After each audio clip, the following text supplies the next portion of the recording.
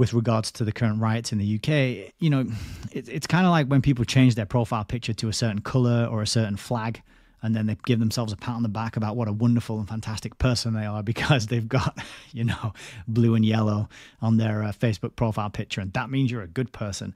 All right, well, how about writing a book on the topic and putting that out into the world so you can actually change the hearts and minds of real human beings?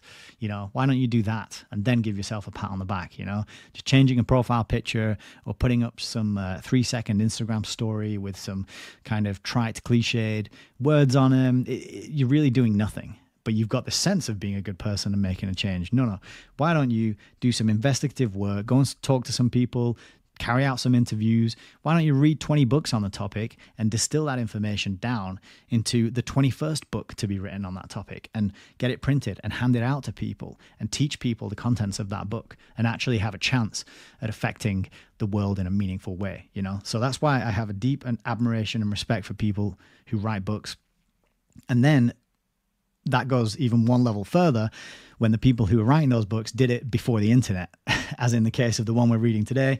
This was a 1964 publication.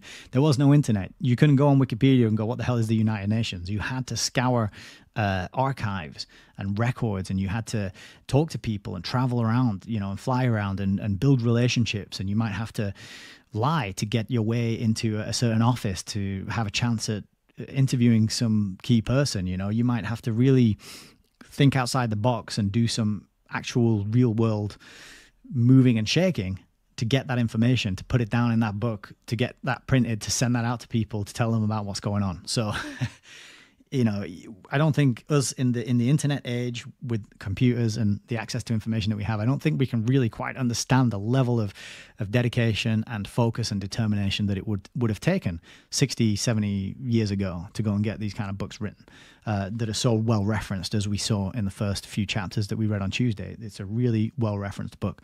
So hats off to G. Edward Griffin.